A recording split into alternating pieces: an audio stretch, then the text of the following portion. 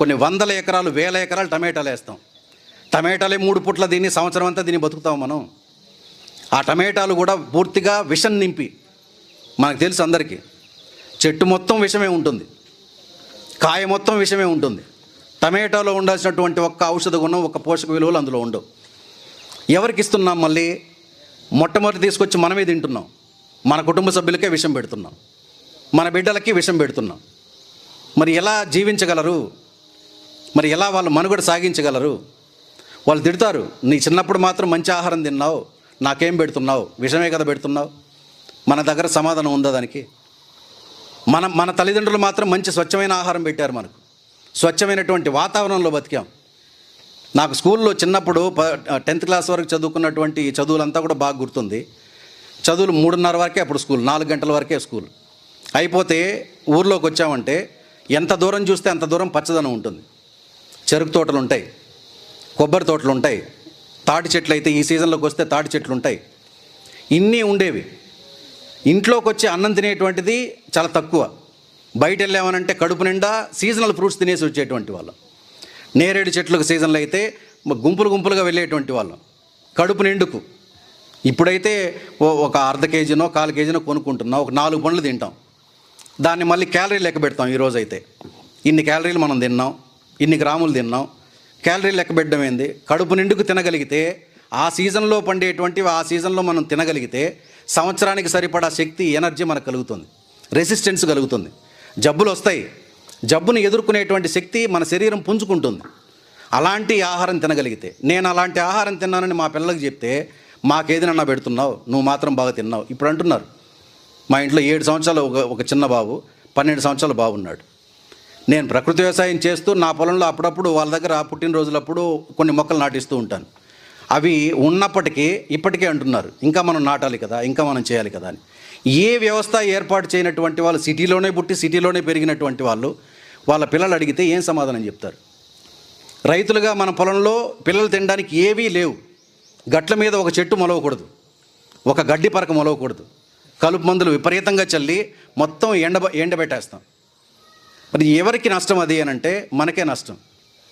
మీకు ఇంతకుముందు కార్యక్రమం అప్పుడు ఉదాహరణ చెప్పాం. మా ప్రాంతంలో జరిగినటువంటి సంఘటన. టమాటాలు వేసాడు లాస్ట్ ఇయర్, విపరీతమైన రేట్ వచ్చింది. 6 ఎకరాల పంట వేస్తే ₹1 కోటి వచ్చింది. పెట్టుబడి పక్కన పెట్టండి. రెండోసారి పంటకి పొలం సిద్ధం చేస్తూ ఉన్నాడు. రెండోసారి పంట వేసాడు, 60 లక్షలు వచ్చింది. మూడోసారి పంటకి పొలం సిద్ధం చేస్తున్నాడు. మీరు కలుపు మన టమాటో సాగు చేసేటువంటి రైతులని చూసుంటారు. దుక్కి చేస్తారు, అసలు కలుపే ఉండదు, కలుపు మందులు చల్లుతారు. కలుపు ఉన్నప్పుడు చల్లితే కలుపు మందని చెప్పి అనుకోవచ్చు. కలుపు లేనప్పుడు దుక్కి మీద చల్లడం ఎందుకు అనంటే, రాబోయే కలుపు రాకుండా ఉండడం కోసం అంట. సరే చల్లాడు ఆయన, కలుపు కలుపు మందు స్ప్రే చేసి ఇంకా రిటర్న్ వెళ్ళేటప్పుడు ఏదో ఒక చిన్న కీటకం, పురుగు ఏదో కుట్టింది. పెద్దగా పట్టించుకోలేదు, మొత్తం స్ప్రే చేసి ఇంటికి వెళ్ళిపోయాడు. మధ్యాహ్నం ఇంటికి వెళ్ళి స్నానం చేసి తిన్నాడు, కాసేపు పడుకున్నాడు. ఆ కుట్టిన చోట కాస్త లాగుతుంది అది. వెంటనే నిద్ర లేచాడు, ఇంట్లో వాళ్ళకి చెప్పాడు, నాకేదో అవుతోంది, కళ్ళు తిరుగుతున్నట్టుంది అని చెప్పాడు. వెంటనే అక్కడి నుంచి మాకు దగ్గర సిఎంసి, వేలూరు సిఎంసి హాస్పిటల్ ఉంది, అక్కడ చీలాపల్లికి వెళ్ళాడు. అక్కడికి వెళ్ళేటప్పటికీ ఆయన అన్కాన్షియస్లోకి వెళ్ళాడు. అక్కడి నుంచి మెయిన్ సిఎంసికి పంపించారు. వెళ్తే అక్కడ ఏం జరిగిందని కనుక్కున్నారు. వాళ్ళకి అర్థం కాలేదు ఏ మెడిసిన్స్ ఇవ్వాలని. వేలూరులో ఉన్నటువంటి సిఎంసికి పేరు ఏంటంటే, ఇంకా ప్రాణం పోయే దశలో వెళ్ళినా కానీ ప్రాణం కాపాడేస్తారని బాగా పేరు. అంత పెద్ద హాస్పిటల్ అది, మంచి వైద్యులు ఉన్నటువంటి హాస్పిటల్. ఈ పురుగు మందులు స్ప్రే చేస్తున్నప్పుడు ఏదో కీటకం కరిచిందని చెప్పి వాళ్ళు అక్కడ చెప్పారు. అక్కడ జరిగింది అది పాము కాదు, లేకపోతే ఇంకేది కాదు, ప్రాణాంతకమైనటువంటి కీటకము కాదు. 11వ రోజుకి చనిపోయాడు ఆయన. ఏం జరిగి ఉంటుంది చెప్పండి? మందుల ఎఫెక్ట్. స్ప్రే చేశాడు, ఏదో కీటకం మీద పడింది ఆ మందు మొత్తం. ఆ కీటకం ఏం చేసిందనంటే ఆ మందునే ఈయన మీదకి ఇంజెక్ట్ చేసి వెళ్ళిపోయింది, చనిపోయాడు.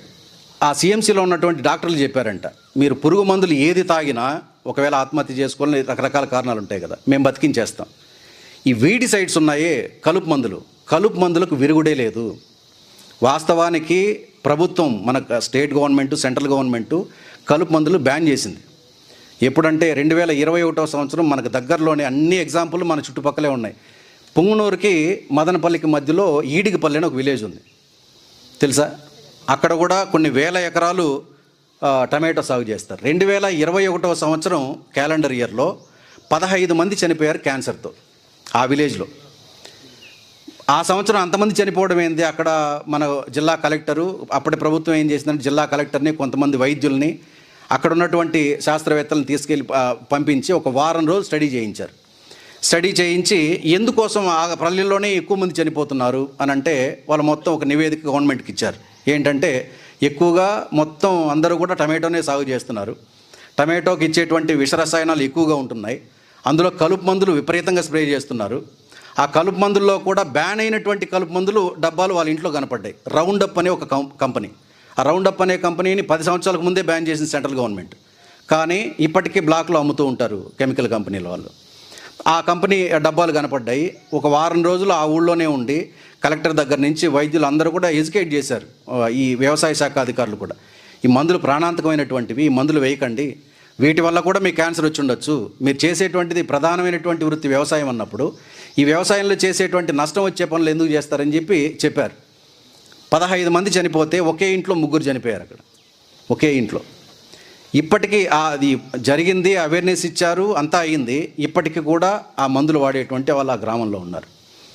ఒక్క ఆ గ్రామంలోనే కాదు, మీ పల్లెల్లో కూడా గమనించండి, క్యాన్సర్ లేనటువంటి పల్లె ఉందో గమనించండి. ప్రతి పల్లెలోనూ క్యాన్సర్ పేషెంట్ ఉన్నారు. మనం ఆలోచిస్తే ఆ ఇంట్లో ఉన్నటువంటి వాళ్ళందరూ మళ్ళీ వ్యవసాయానికి అనుబంధంగా ఏదో ఒక వృత్తిలో ఉన్నటువంటి వాళ్ళే, వ్యవసాయం చేసేటువంటి వాళ్ళే ఉంటారు. మనకు బీపీ షుగర్లు మనం భయపెట్టడం లేదు మనల్ని. అసలు వాస్తవానికి శరీర కష్టం చేసేటువంటి వాళ్ళు తీసుకునేటువంటి ఆహారాన్ని బట్టి మనకు బీపీ షుగర్ రాకూడదు కాక, కానీ వస్తుంది.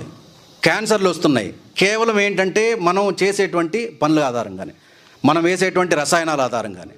ఇప్పుడు అక్కడ ₹1,00,00,000 సంపాదించాడు, ఇందాక చెప్పాను చూడండి. 2వ పంటకు 60 లక్షలు వచ్చింది, 3వ పంటకి ప్రాణమే పోయింది. వాళ్ళకి 11 లక్షలు ఖర్చు అయింది హాస్పిటల్లో. 11 లక్షలకి ప్రాణంతో వెళ్ళినటువంటి వ్యక్తి ప్రాణం లేనటువంటి శవంగా తిరిగి వచ్చింది. ఇవి బాధాకరమైనటువంటి విషయాలు.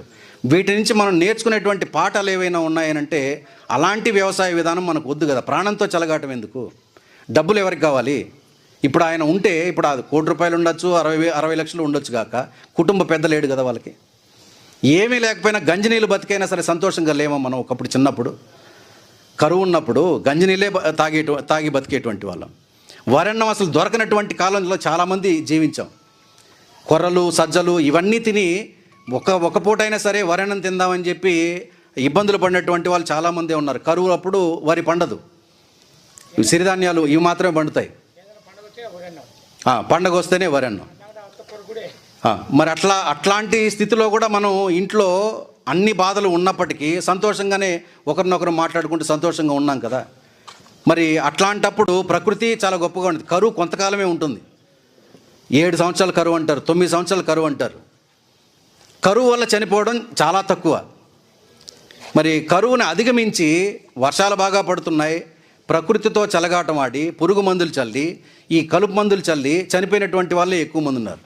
ఒక సంవత్సరానికి మన దేశంలో ఈ క్యాన్సర్తో మనకు క్యాన్సర్ వ్యాధితో బాధపడేటువంటి వాళ్ళు, వ్యాధికి గురయ్యేటువంటి వాళ్ళు 2.5 లక్షల మంది చనిపోతున్నారంట. 6.5 లక్షల కొత్త కేసులు నమోదవుతున్నాయి. ఇప్పుడు మీరు ఈ కొత్త నివేదికలు ఇవి. 7.5 కోట్ల మంది క్యాన్సర్తో బాధపడుతున్నారు మన దేశంలో. 7.5 కోట్ల మంది, 2.5 లక్షల మంది ప్రతి సంవత్సరం చనిపోతున్నారు. రికవరీ పర్సంటేజ్ లేదా అంటే రికవరీ పర్సంటేజ్ ఉంది, వైద్యం ఉంది. ఎంతవరకు అంటే కొంతవరకే కదా. డాక్టర్లు జబ్బు బారిన పడిన తర్వాత మా దగ్గరికి రమ్మని చెప్పి అంటున్నారా? ఆరోగ్యంగానే ఉండమంటున్నారు. కాబట్టి ఇప్పుడు మనం ఏంటంటే రైతు దగ్గర జరుగుతున్నటువంటి పొరపాట్లు ఏవైతే ఉన్నాయో అవి మనకు తెలియకుండానా మనకు అలవాటు చేసుకున్నాం కాక. వ్యవసాయ శాఖ అధికారులు ఎవరైతే శాస్త్రవేత్తలు వీళ్ళు ఎవరైతే మనకు అలవాటు చేశారో వాళ్ళే రసాయనాలు వేయొద్దని ఇప్పుడు చెప్తున్నారు. మనకు అగ్రికల్చర్ ఆఫీసర్లే వచ్చి యూరియాలు ఇప్పుడు మీరు తంబు పెడితే మాత్రమే, మీ ఆధార్ కార్డు ఇస్తే మాత్రం యూరియా బస్తా ఇస్తారు. ఇప్పుడు మీరు అడిగినంత ఇవ్వడం లేదు, చూసారా పల్లెల్లో. కారణం ఏంటనంటే మోతాదుకు మించి వేస్తున్నారు. వ్యవసాయ శాఖ అధికారులు వాళ్ళ దృష్టికి వచ్చేటువంటిది ఏ పంటకి ఎంత వేయాలో వాళ్ళ ప్రిస్క్రిప్షన్ ఏదైతే డాక్టర్ ప్రిస్క్రిప్షన్ ఇస్తాడో ఆ విధంగా ప్రిస్క్రిప్షను వ్యవసాయ శాఖ అధికారులు చెప్తే వేయాలి మనం. అలా కాకుండా ఇష్టానికి మనం తీసుకెళ్ళి వేస్తున్నాం. 50 కేజీలు వేయాల్సిన చోట 200 కేజీలు వేస్తున్నాం, వరికి కానివ్వండి, మిగిలినటువంటి వాటికి కానివ్వండి. ఈ అజ్ఞానంతో చేసేటువంటి పనుల వల్ల నష్టపోతున్నది రైతు కుటుంబమే ఇక్కడ. అలాగే అలాంటి విషాహారాన్ని తిని మిగిలినటువంటి వాళ్ళు ఆరోగ్యానికి ఇబ్బందులు పడుతున్నారు. కాబట్టి ఇప్పుడు ఇందాక చెప్పినట్టు చిన్నపిల్లల యొక్క భవిష్యత్తుని, చిన్నపిల్లల యొక్క ఆరోగ్యాన్ని కాపాడడం కోసమైనా ఆ విష రసాయనాలు చేసేటువంటి వ్యవసాయ విధానానికి పూర్తిగా స్వస్తి పలుకుదాం.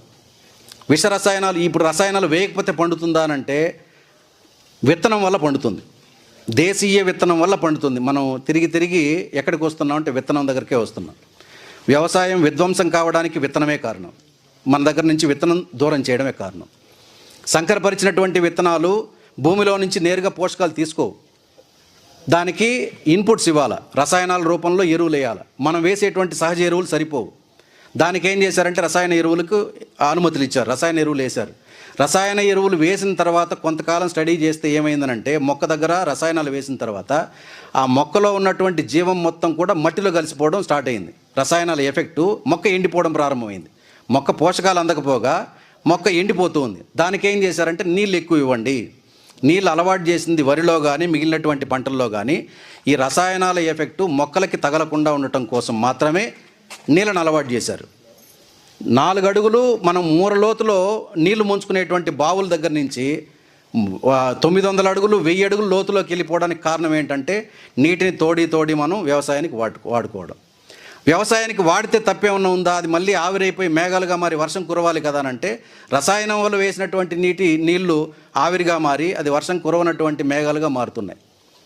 కాబట్టి ఈ వ్యవస్థ మొత్తం కూడా రైతు దగ్గర, రైతు చుట్టూ జరిగేటువంటి ఈ వ్యవస్థని, ఆ వ్యవస్థలో జరుగుతున్నటువంటి పొరపాట్లని మనం ఇంతకాలం చేసాం. కనీసం ఇకనైనా సరే తెలుసుకొని వాటి జోలికి వెళ్లకుండా ప్రకృతి వ్యవసాయ విధానాలతో మా పొలాలు మీరు వచ్చి చూడొచ్చు గాక 6 తడిలోనే పండిస్తాం వరి. మాది కరువు జిల్లా కదండి, అనంతపురం జిల్లా. వరి పండించడం ఎట్లాగని చెప్పడానికి వచ్చారే.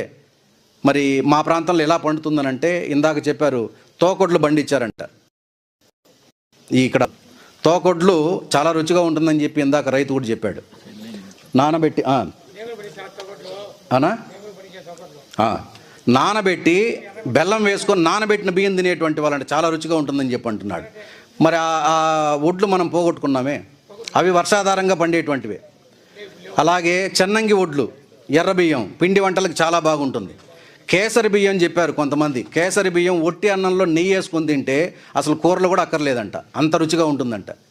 రుచిగా ఉండేటువంటి ప్రతిదీ కూడా మనకు పోషకాల పరంగా చాలా మెండుగా ఉంటుంది. ఒట్టి అన్నమే చిన్నప్పుడు ఏం చేసేటువంటి వాళ్ళంటే వంచినటువంటి గంజి ఉదయాన్నే అందరి ఇళ్లలోనూ ఆవులు ఉన్నప్పటికీ మజ్జిగ దొరికేటువంటిది కాదు. ఒట్టి అన్నంలో నీళ్లు పోసి రాళ్ళు ఉప్పు వేసుకొని పచ్చిమిరపకాయ మనం వేసుకొని ఉల్లిపాయలు తరిగి అందులో వేసి చెద్దన్నం తిని కడుపు నిండుకు సాయంత్రం వరకు కష్టపడినటువంటి శ్రమజీవులం మనం. మధ్యాహ్నాల్లో తినేటువంటిది రైతులకు అలవాటు లేదు.